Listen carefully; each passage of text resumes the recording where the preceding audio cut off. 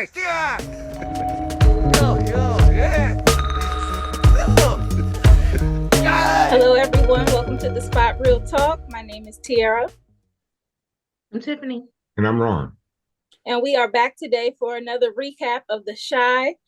Today, we are going to be talking about Season 7, Episode 4. This one was titled Mother's Day. But before we jump into the conversation, please make sure you are subscribed to our channel. Click that notification bell so you get alerted every time we post. And like the video. All those things help support our channels, help our numbers grow. You can also invite your friends and family, tell them to get down with the Spot Real Talk because that helps our channel as well.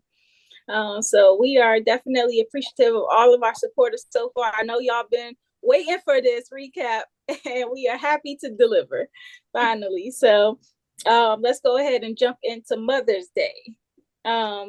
Name says it all. It's clearly Mother's Day and everybody is kind of getting their preparations together. Emmett and Darnell are getting their flowers and stuff. And it cracked me up at the opening how many flowers Emmett was getting. I'm like, he might as well buy out the whole section. That's a great thing. Just go to the store, just put your credit card down. I mean, he took just about every one. Then that young lady comes up and grabs the one that's left. That was pretty good. That was funny.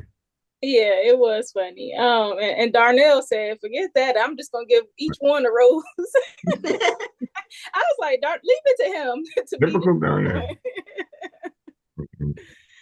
But this episode really, it was kind of like, it tugged at the heartstrings a little bit because you got everybody kind of doing their Mother's Day preparations. And a lot of times Mother's Day is a celebration. You know, that you have Tiff and Keisha who are already mothers, but they're getting ready to welcome new life.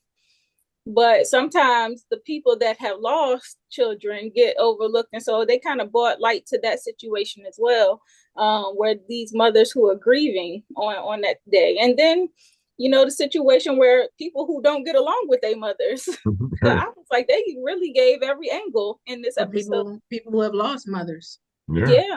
It runs the gambit. But it's interesting though. I don't know. I think Alicia had the right idea, but it was like like a wake.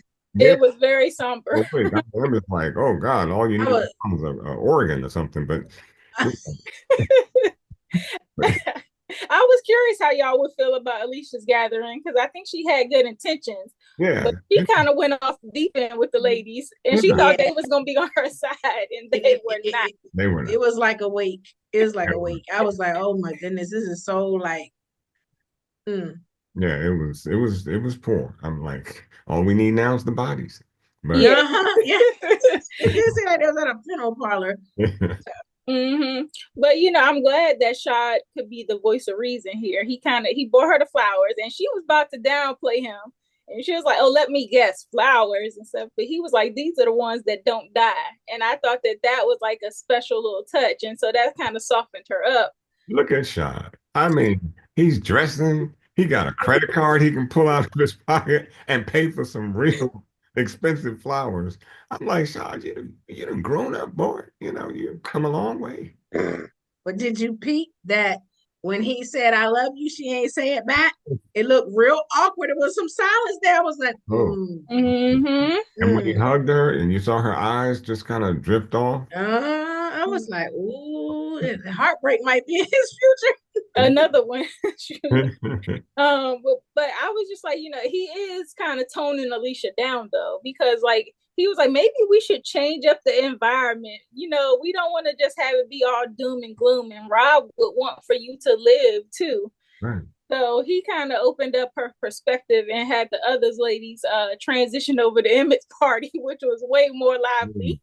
And that was a party, I still got to get that Tamia line dance down because I can't do it for nothing. Oh, I wanted to get up in front of my TV and get that. I'm like, no.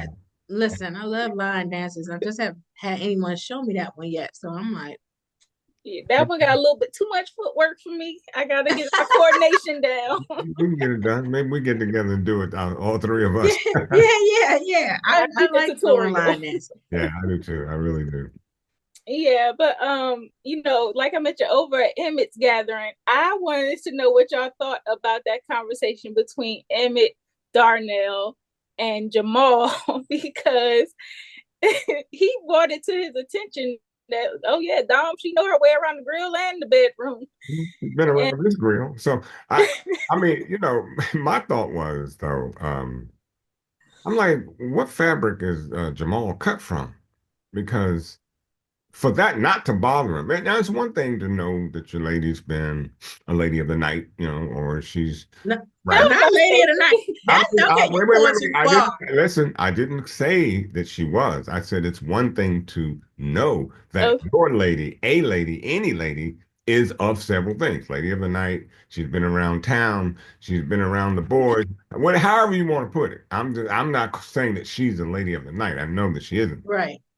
But what I'm just simply saying is, it's one thing to know it, but it's the other thing to be around the guys that she's been with, and then to be around the father and son that she's been with. I mean, even if I could get off, I mean, even if I can accept any of the other things, I gotta be thinking, wait a minute, you didn't went to bed with the son and the father?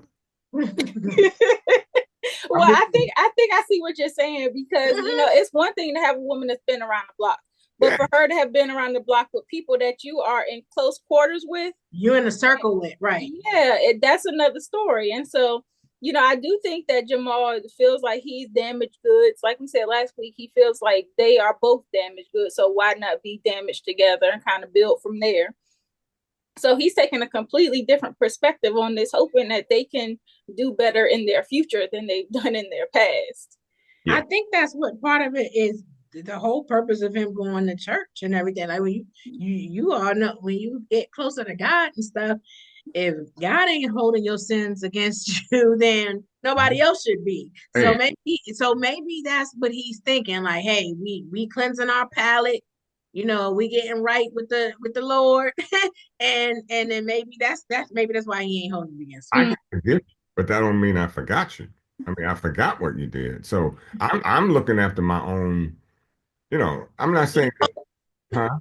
Would Ego, No, well, ego, okay, okay. because Let's go there. Let's go there. Yeah, got an ego. Yeah, for real. I mhm, mean, most men, whoa, y'all got me too. So let's not mhm, even cross that line.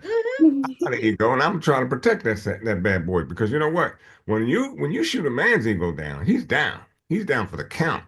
So I just don't want to be reminded every time I go to a cookout or go to somebody's house, and there they are standing there in front of Listen, And that's real. That's me. real. I Like, know. I listen. I hear that too. But it's some women in the same situation, even on the same show. that's what I Listen, said. look. Keisha and Tiff had babies of the same man. They all been messing with the same person. So it's a lot of like intermingling in this circle, not just with Dom No, and no, I got that. And the question is, why? I don't know because I know Chicago's a big place. Yeah, I'm Yeah, serious. I me mean, too. it's not a small town in West Virginia. I mean, you in Chicago of all places. You don't have to go very far to find a brother. So my thing is, why is it all going on like that? I mean, they just make it seem like it's just another walk in the park. I Yeah. don't know, and no, too, like no, I'm Don't even talk about no. Oh, like, no, are you really like you really trying it? And then I'm like, you used to date Keisha, and you trying to push up on Tiff, especially after what you did to her partner.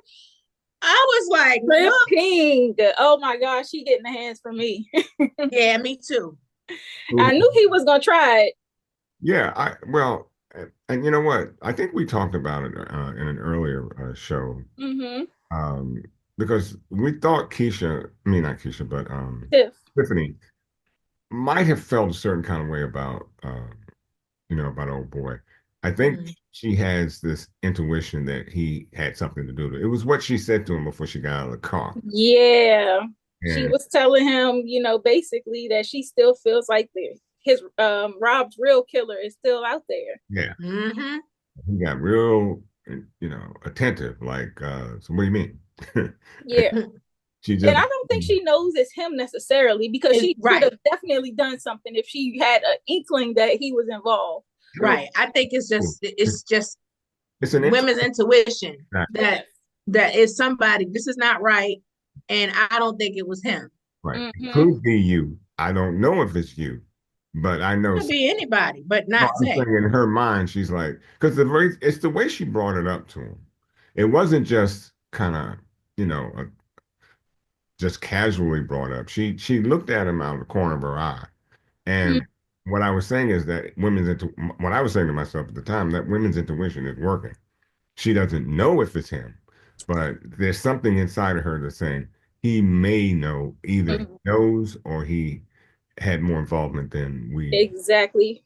Because obviously Rob was beefing with Nuts. Exactly. Like everybody surrounding Nuck and Doodah. So it's like, if it wasn't you, it's somebody that you know, or you have some information that I'm not privy to. And so that's why she did it, that kiss. Like, nah, bro, I'm not ready to go there yet. I'm still grieving.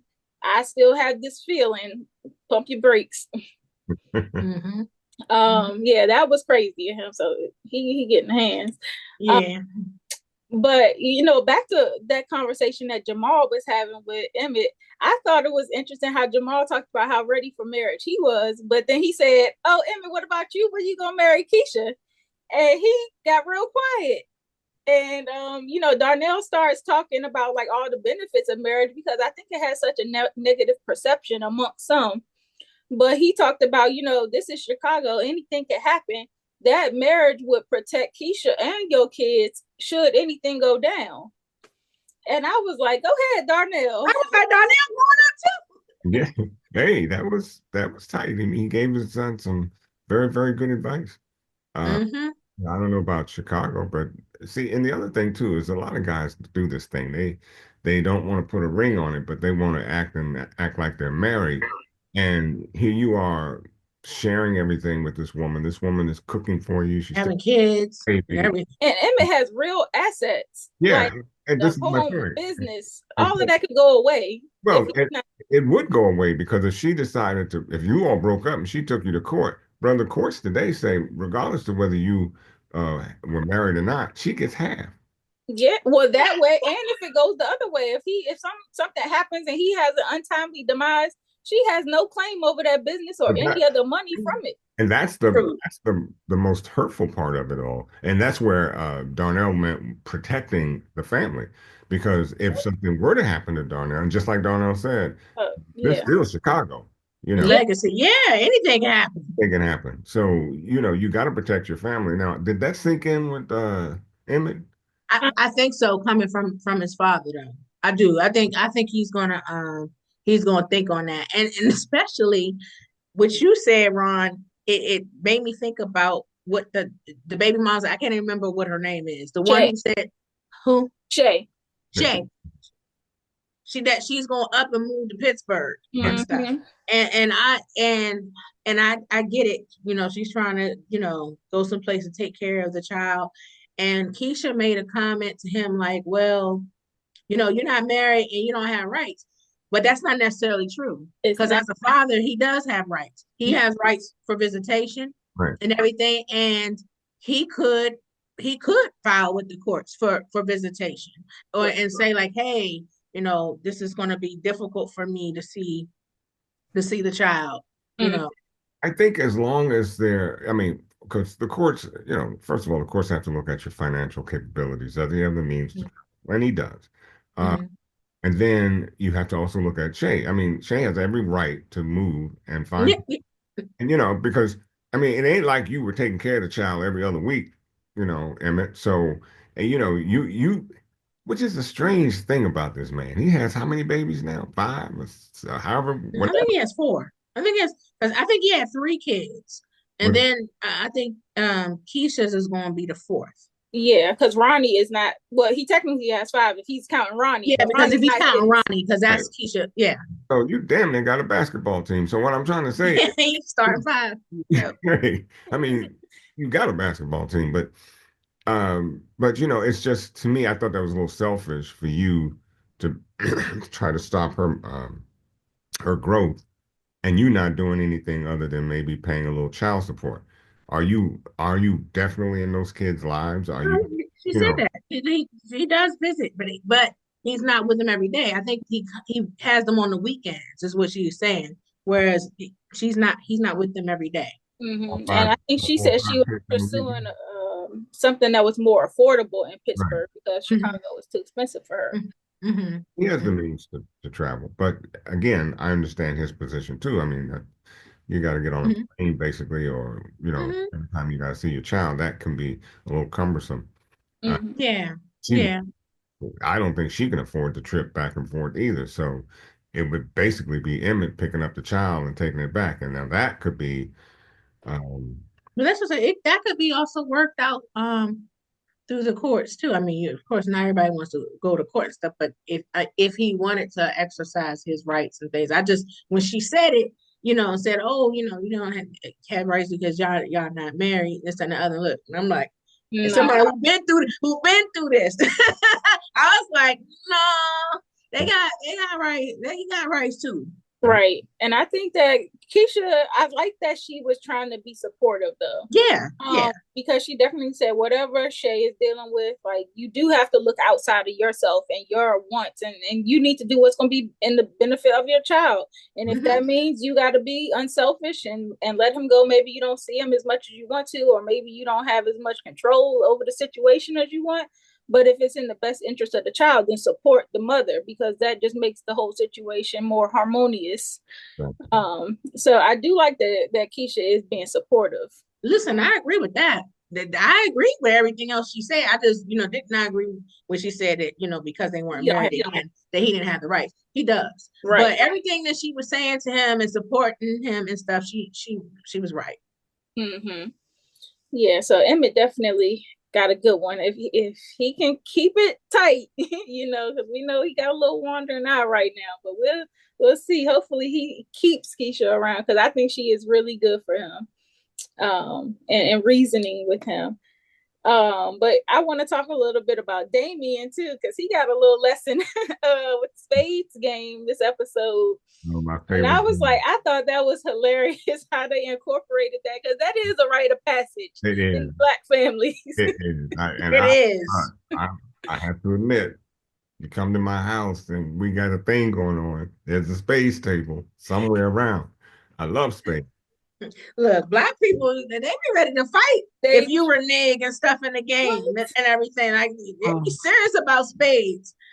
I look on my phone. I got an app on of space. I go Oh, to see, every day, 3, 4 times a day. I'm ready for some. that's why sometimes I sit this one out. I said because I don't want the drama. I don't have to be fighting with y'all over this game. yeah, Darnell really broke it down. He was Broken. serious. Oh, he He did. gave him a master class on Right. See, I never had that. I wish somebody would have broken it down to me like that mathematically, the way he did with well, I the don't know if I numbers. would have. Yeah, I don't even know if I would have picked it up that way, but I was just like, wow. But Yeah. look, download the game, download a spades game, and I guarantee you, after you played it a few, you would understand how it works. And it's like, and basically, it's And my like, ex taught me how to play. And I play, but I'm just saying, I don't know how Darnell taught him mathematically and stuff, like the way he drew up. I was just like, I don't know that I would have got it if I was taught that way or Mm. way he, yeah, yeah, because yeah. I don't know. Once you play it, you kind of say, okay, I get it now. I mean, Mhm. if you've seen it that way, because if let's say he broke it down to you mathematically like that, and then you played the game, um, you may not get it the first few hands, you may not even get it that first day, but the next time it'll come around to you because it makes sense, if you will. Mhm. But that reneging thing, though, Yeah, that's a big That no-no. You man, can't people be ready relate. to fight. People hey, ready to fight. That's all. I don't got time. I yeah, don't got time. yeah, people ready to throw down, man. Yeah. Uh, Yeah, so I was like, okay, Damien's trying to learn. What is he trying to learn for? We know he got invited, but I'm like, who invited him? So ultimately, we ended up figuring out that he was invited to play with Professor Gardner, with Bakari, who ended up dipping out anyway, and then Keith and old boy, I think his name is Hannibal. Um, And so Bakari, he does end up leaving early because he was playing, and they asked Damien to step in and take his place. And he was a little nervous at first when he ran off to the bathroom. I'm like, is he really this nervous to play? But I think seeing Keith was the problem. Yeah, I think it was that. Oh yeah, it was. He was unsettled. Yeah, Yeah. but that was a good set. I loved the look. I mean, it was funny as all get out, but yeah, it was. But hey, he learned, and He did. I'm glad him and Keith got to settle that at least, kind of. It seemed like Keith squashed it, but I don't know if it's really done because Keith had this look on his face like, I might just be saying this right now, but this really ain't settled. He said he was only really settling it because he got a woman that he focusing on right now. Listen, that's what I wanted to go there about Keith. Like I was surprised when Tracy came home and Keith was at her house. He was right comfortable, and I was like, "Why are you here?" Last episode, we were just met, and she came home, and he was already there, and he talking about building, and I was like, "What's luck? What's the length of time?" Wait. See, this is kills me. Now you just said it. This man is at her house when she gets there, right? Mm-hmm. And he's so quite naturally for him, hey, I think we might be doing something. We might be building something. This is what I want to do. And then when he asked her the question, she looked at him like, dang, where you come from? I don't know. What do you mean you don't know? You let this man in your house. You let him, I mean, look, guys, look. He's standing there like he was already there, like waiting for it. He was right comfortable. Right. He was. I was like, wait a minute. Yeah. Which signal you want me to have? Green light, red light. You know, which is it? You know. That's why I'm saying Tracy is backwards. Like she has a terrible judgment in relationships. She doesn't always pick the right man, and her track record is really bad, in my opinion. I think she has a big judgment flaw. Like she does not. And if she wasn't really looking for anything serious, then why are you putting off all these signals that you are? Like she was sitting up there having these deep conversations with this man, and you got him in your house. He's real comfortable. So that's why I'm like, it's given we trying to build, but you saying the opposite. And you know what? If she likes thugs and that guys coming out of jail, cool. I mean, that's your grip, fine. But at least let folk know what you like and be done with it. But to be giving these cross signals and then be surprised when they come to you and ask you, well, what are we doing? And you want to look like, you know, deer in headlights. I cannot accept that. I mean, you know, come on, lady, get it straight. You know, what do you want?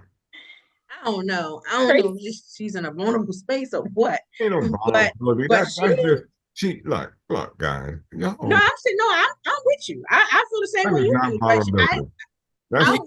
That's just selfish. It's selfish. I want what I want when I want it, and then when I don't want it, and men are the same way. So I'm not singling out women, but you know, it's time out for that. Either you want it or you don't. You know? You see, he was trying to flex on Charles. Yeah. And Charles. Yeah, talk about Charles. Charles supposed to be a man of God, going door to door. Now that's a different meaning of door to door. Real different. Real different meaning of door to door with Charles. I thought he was a Jehovah's Witness. Probably bended knee, and not the right way, bended knee. Right. I'm like, and he going to all the women in the church that he seemed to know are vulnerable. The ones that are having marital issues, or the ones that are praying on them women. Singling out women. But then had the nerve to talk about old pastor. Yeah. Ain't that the pot calling the kettle black? Look at him. That's why he put in there. That's what was funny about the whole Keith situation. Because Keith was like, when you come and you can pray for both of us. That part cracked me up. I'm like, okay. You know, I'm like, Tracy definitely is at fault a little bit here. No, a whole lot. But Charles, he thought he had the signal that she was single and down to mingle. But who told Charles to pop up? Nobody. Tracy ain't tell him to invite him over there. I mean, but you know, and then when he popped up on old girl's house, the one with the kids, That nappy haired girl come show up the door, and then she's screaming at him and cussing at her kids. Would Not that if behavior. I had thought I was going to try to go there and do something. By the time I went through all that, yeah, babe, but look here. I gotta go. Church is calling. Have a nice. He I, had a roster, didn't he? Because it was like, yeah. what? Oh, yeah, he is. Right down the list. He was just knocking on. What? Look. That's a The way different that one chick ties. was That's a different type of ties. right, a whole different type of ties. But I was An just thinking offering. to, as the old girl came up to the door, the very different offering. She was throwing it his way too, and I'm like, okay, if you cussing out your kids in one breath and throwing it his way in another, we gotta question how effective the ministry is. Listen, a lot of them was kind of eyeing them. They were giving them energy back. Some of them sisters were giving The them married energy one back. too. Yeah, Yep. no, even the married Yep. one. You want to be my new husband? Oh man, I was like, ooh. Yeah, that whole little quartet over there can get that's the why I'm hand. trying to figure out what are we supposed to. And this is a rhetorical question, I suppose, but what are we supposed to gain from the shy? I mean, what are you telling me overall? That everything's just up for grabs? It's okay. I No, mean, I mean, I thought I saw a lot of community. no, There's definitely a lot of community but there's with the also community especially in the with them. community. Mm-hmm. You know what I mean? It's all this mingling and commingling inside the community with each other's wives, girlfriends, pastors. I mean, the church of ill repute, and it's coming out and doing these things, and then you got a pastor going door to door on Mother's Day trying to be slick. Yeah, that's something else. I mean, I guess the situation with Zeke and Papa don't really help because Papa goes, his mom is obviously struggling, with the family finances since his dad passed, and Papa is basically asking for a loan from Zeke to help out with the family's financial situation. But Zeke is taking this as an opportunity to kind of be a shark, and he's praying on Papa's dad's church, saying this is a down payment for that. And Papa's like, nah, this ain't for sale. But he's still treating it as such. Like, nah, we getting what we want out of this. And I'm just like, yeah, that whole situation, Zeke and Charles, they are not representing I was well. going to say, because Charles was in on it too. Like, both trying to muscle. And look, if you stop to think about what Zeke is trying to do, Zeke wants to give that church to Charles. So, You think? Because I don't know. I think he wants somewhere else to funnel some money. No. Well, like Charles wants to preach. Zeke is definitely not giving up his church. So, yeah, we can get another church, and this could be, I don't think he want to get nothing to Charles. I think he being greedy, and I think it's the it still fact would be his church, but Charles would probably be, presiding over that one. I mean, Possibly. Theoretically, I would think Zeke likes Charles for whatever reason, and I think he wants him around. But I don't, sometimes close can be too close. So it's to me it would favor that situation between the two of them if he had another church to go to. And that's what my thought was. Now I could be wrong, but that was who knows? I think he being greedy, and I think it's the fact that it was Papa's father's church too, because they already were at odds when Papa's father was alive, and that could be another way to be like, thinking that he's kind of one upping by taking his father's church too. Yeah. So I mean, it's mean. Yeah, but Papa, I mean, is that the only financial institution you could go to, Papa? I mean, you already know the man's background. And well, now Papa should understand what his mom been trying to tell him. His mom kept saying, I don't trust him, this, that, and the other. And this should show him what his mama was talking about. Yeah, but he seemed to be missing all of the red flags. Like, he just seemed like he dead set on being up under Zeke. And I know he wants desperately to contribute to the family or whatever, but mom already said, I don't want this man's money. So I'm like, I would think Papa was a little bit smarter than that to really get the hint and try to figure out another way. I think Papa is smart. I think a lot of that is the guilt, like he's still grieving from the loss of his father, because it was sudden. It wasn't like his father was sick and stuff. He was taken, and then he and his father were at odds. when he passed, so they didn't really get a chance to get right. And so now I think he's still kind of looking for a father figure. And because Pastor Zeke accepted him in the fold, now we know he ain't good for Papa, but Papa's still a kid, even though he what 18, I guess. I guess they just graduated and stuff. He's still a kid. He's still kind of naive and everything. And I think that's what it was. But now he can really see. He gonna see for sure when that church on. Because that's what I see coming. I think Zeke is definitely gonna snatch that church from up under them. Yeah, I don't know. No paperwork was done. Zeke said, call it a gift. And he said, no, I wanted to be a loan.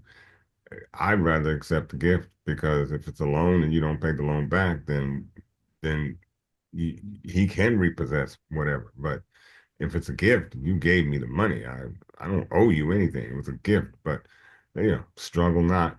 You know, I just don't know what path Papa Papa is on right now. I can't figure him out.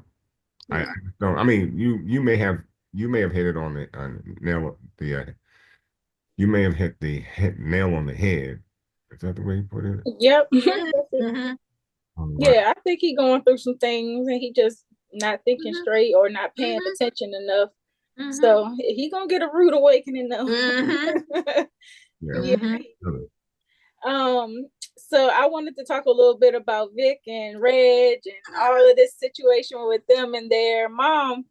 Reg invites mom back in town for Mother's Day. And of course, Vic is pissed because she really did straight up abandon him throughout all his efforts. I think that was 2 seasons ago, maybe.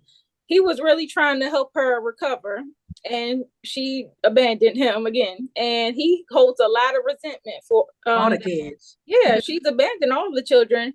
And of course, Jake, he's the youngest, so he might not have felt the brunt of it. But, Reg and Jake welcome her back, open arms, ready for that mac and cheese. And Vic is still struggling, with his ill feelings towards her. And I think mom even mentioned, she was like, I didn't have a great mother either. And so it's like these generational issues that within their family that keep happening. And he blames her for his savior complex, like where he always feel like he got to come in and be the hero. And I mean, I really, like I said, this is the Mother's Day episode, and everybody's mother, relationship is not the same. It's not all, hearts and rainbows. Some people really be going through it with their mothers. And this is one instance where we see it, where Vic is just like, no, I'm not trying to sweep this under the rug and play happy like we gonna play house. Yeah, he's like, nah. Yeah, I had mixed feelings about that. On one part, I understood where Vic was coming from. It's not easy to accept a parent back when they've done those kinds of things. But again, you said earlier, Tiffany, about, having forgiveness. You are grown, you're on your own, you're doing your own thing. You don't need your mother to get you through life. You're doing that yourself. I thought it was a good gesture Reg made to bring his mom in on Mother's Day. I didn't see a problem with that. I thought Vic went a little hard, particularly earlier on. It is your mother, Vic. I get where you're going. Like I said, I understand, but you could have at least enjoyed. And he did warm up, and that's what he did. He warmed up. He did warm up, and so my point being is just let's make Mother's Day something more pleasurable than all that animosity that you got tied up because you almost lost it. I mean, that's the struggle with having a parent who is addicted. It's like you go through those roller coaster rides where it's like, one second things are going good, next thing all hell's breaking loose, and it's like you just never know what's going to happen, and you always get your hopes up thinking that things are looking up, and just to get let down. And I think Vic has just had so many of those, being the oldest, that he's over it, and he really does feel a way about it, whereas the younger ones are more willing to overlook some things. I think it's because it does a lot of damage when a parent is in and out like that. And I think that's one of the things he told her in the previous season. He was like, if you're gonna be here, like with Jake, because Jake was the baby being protected. If you're gonna be here, be here. Right. Mm. But you ain't gonna do this popping in and out stuff. And he told her that. And Right. so then when she left again, that's why part of the reason why he was mad. And I was like, and I get it, it's Mother's Day. This is still your mom. You can't choose your parents and Right. everything. And I was glad to see him warm up. However, I did get where he was coming from because he may be grown, but he's still a child. Those things, those childhood wounds, sometimes you carry that with you. If you don't get counseling or whatever, you do carry it. Yeah, I think it did mean a lot to his mother though, because she was saying like, y'all are my reason to keep living. And so I was like, despite her faults, at least she does get to see her kids, get to feel some kind of appreciation a little bit, but it might give her that strength she needs to maybe overcome her addiction if she can see that her kids need her. She failed a few times before, maybe this time could be different. Another thing I seen was that she was telling them like, no matter what, y'all just make sure y'all look out for each other. And we didn't see so much of a response from Vic, but we seen a big response from Jake and Red, where Red was like, yeah, no, like, I'm gonna be here for my brothers. And I was like, oh Lord, this ain't good. I felt like in this episode, I felt like there was some foreshadowing. There's some things that I hope it is not going to come to pass because, like, with the professor, the conversation that he had with Bakari, and Bakari was like, "Oh, I ain't going nowhere." And then I was like, "Oh Lord," famous last words. Please don't protect Bakari at all costs. Yep. I'm like, Lord, because I was like, I feel like that was real grim. And I was a like, struggle. I actually thought of you when he said that because when the pastor said to Bakari, every time somebody seems to be going, doing right and things are moving. That's the professor. Yeah. And when he said that to Bakari, you always say that. And I thought about it too. I was like, ding, ding, ding, ding, ding, ding. I was like, oh my goodness, are they setting Bakari up? That's and did y'all catch the other tea though about when he said you remind me of someone and kind of find out the son? Yeah, and y'all remember who the son is? Did y'all catch that tea? The time? Yeah, because well, I forgot her what's her name? She went to go and talk to Miss Bradley. She was talking to to Keisha, and she was saying that Christian had self-transition. And Keisha was shocked. Yeah, Keisha was shocked to hear that. And so I was like, oh wow, so this is all tying back in together. And I was like, yeah, it don't look good. That's what I was wondering. I was like, because she was dating Christian, like right after the Emmett breakup thing. Right. And so I'm just like, did he suffer from depression? Was he upset about the situation with Keisha? Like, I wonder, like, I want to unpack that and see like what happened. Yeah. I wonder if I would think they dropped that in there maybe to explore that a little bit more. But granted, it's already happened. I don't know if they will. But I was like that. With the professor is his father. So I think it's going to come up because he said to Bakari, you remind me of someone. Right. And then he said who? And then he didn't want to talk about it. And then later at the brunch, that's when we find out who it was because the wife is the judge. Right. And stuff. And so that's Christian's mom. And then when they come to the cookout, she connects with Keisha and it all comes together. So I'm like, oh goodness, Christian was his son. Yeah. I just hope that doesn't make Keisha feel guilty. She looked hurt. Yeah, she looked shocked and she looked hurt. And I'm like, ooh, this might be an issue. Yeah.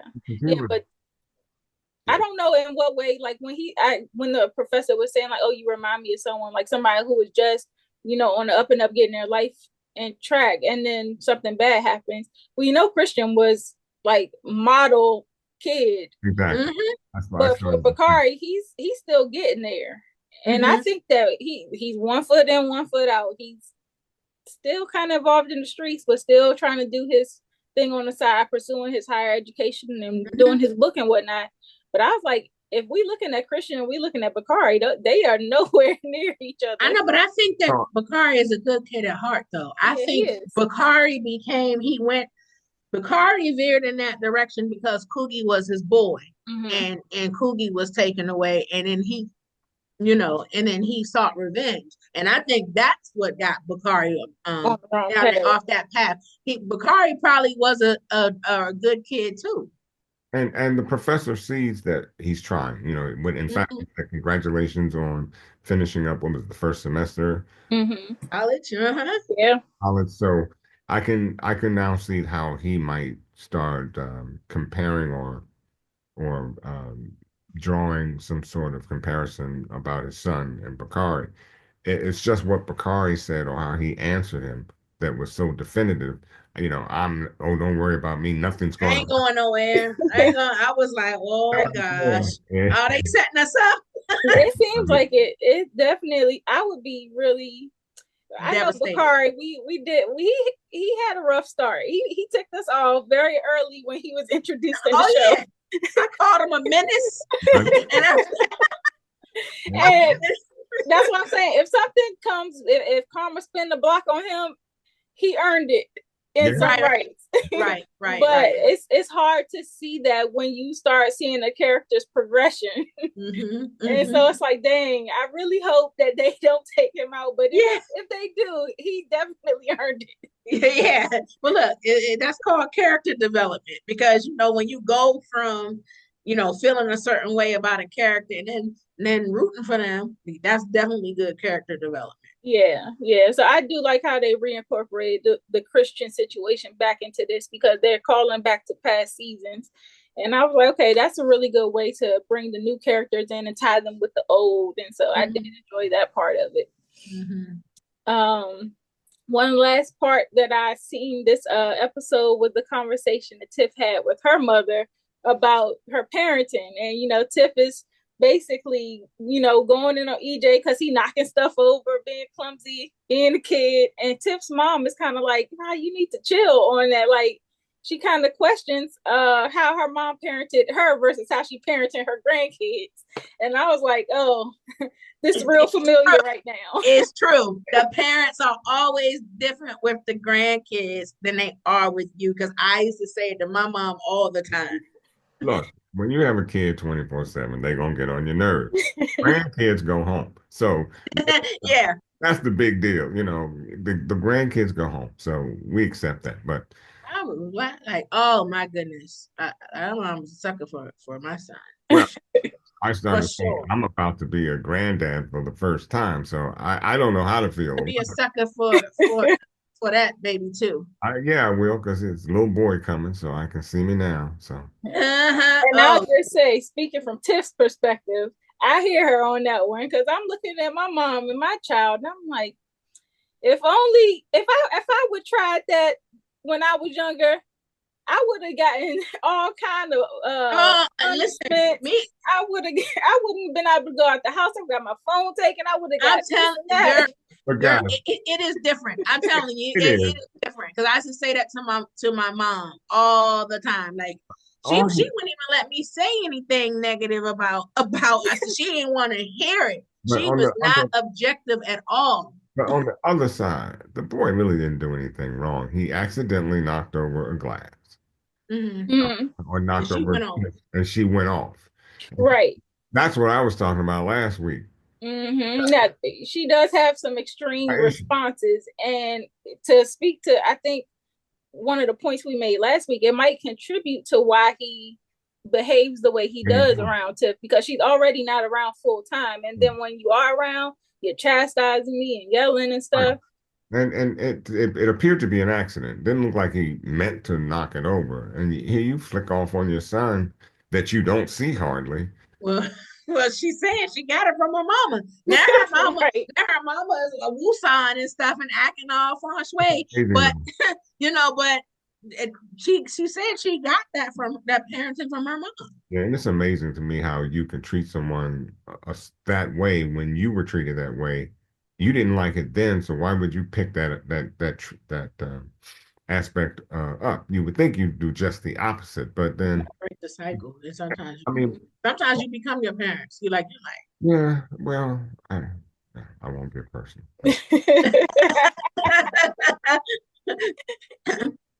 Well, overall, this was a really great episode. I really love the Mother's Day theme and how they tied in all of these different perspectives.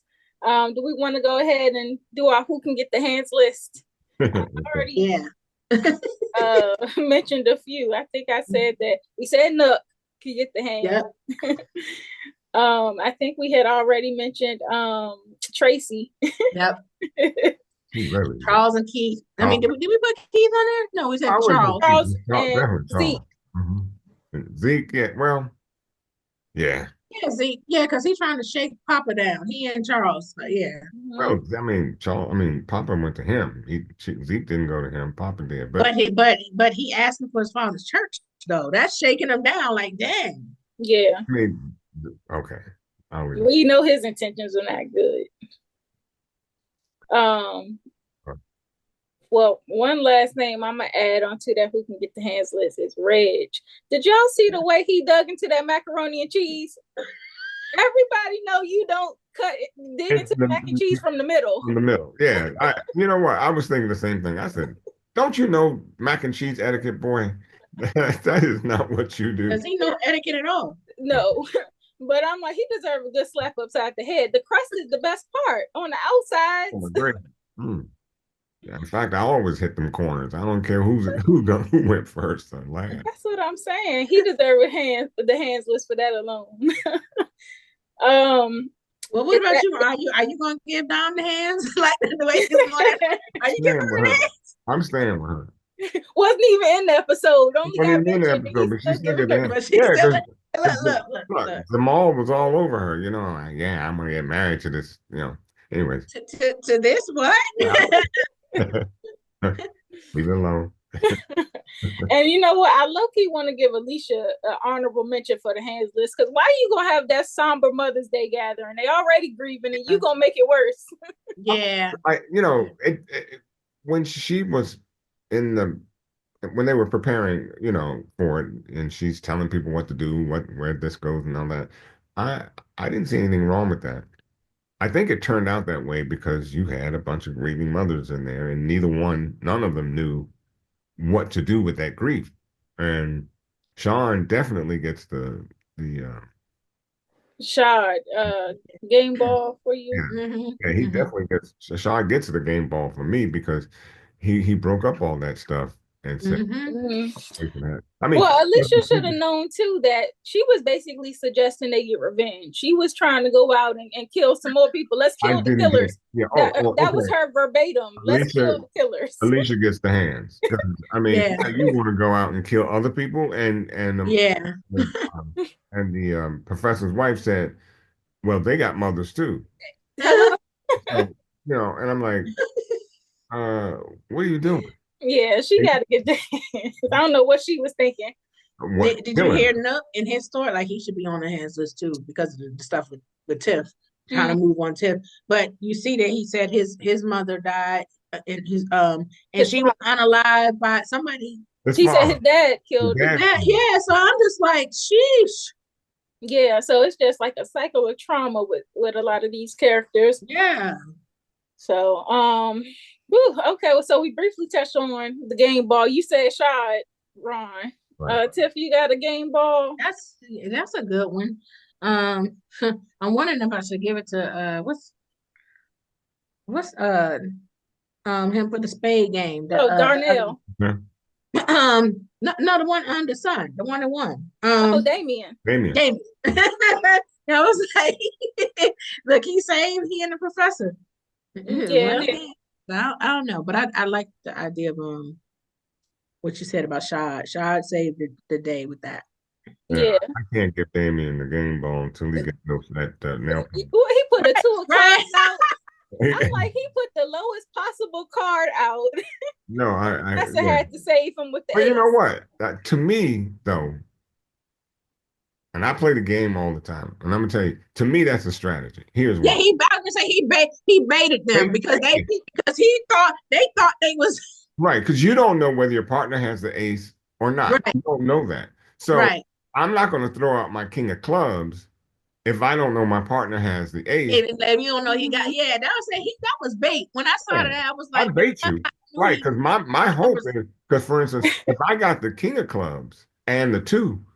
I'm gonna bait you. I'll throw out the 2, hope that somebody comes around with the 8, and I'm Right. like, I know this is gonna make it. But if you count your cards now, if I have a handful of clubs, that's a problem. Yeah, That's what I thought he was wasn't doing sure. too. I was like, because I knew that he was doing the math and stuff. Yeah. I said he baiting them. Baiting them. Yeah. Yeah, well, he did good. I was proud of his skills, and I'm giving my game ball to Darnell. I like the way he was teaching, the way he was advising Emmett about marriage. Yes. So I was like, Darnell gets the game ball for me. True. That's a good one. That's a good one. He was definitely, I was like, look at Darnell. Darnell grown up.